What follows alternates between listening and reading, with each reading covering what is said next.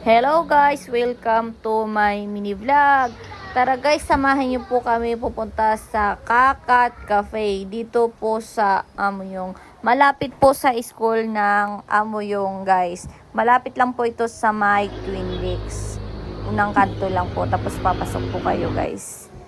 Pagkatapos, mag-desinfect muna kayo. Iwan nyo po ang tsinelas. Magpalit po kayo ng tsinelas. Marami rin po silang mga menu guys. Napaka-solid to po. Napaka-solid din ang kanilang milk tea. Masarap. Madami din silang alagang mga pusa. Pagtapos po namin dun sa taas, bumaba po kami guys. Nagrami naman kami. Hello guys, Napaka-solid din ang kanilang ramen. Mura lang din ang kanilang ramen Nag-ramen guys. house po pala Dito kami din po guys. yan sa Dito baba po ng sa Kakat may- Cafe.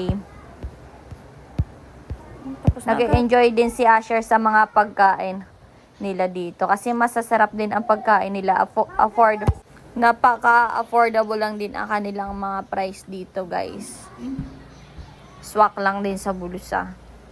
Yung open pala dito ng kanilang ramen guys, alas 5 hanggang alas 12 ng gabi. Kaya kapag oras nang nagugutom ka, pwede kang pumunta dito guys. Kasi open pa sila. Thank you for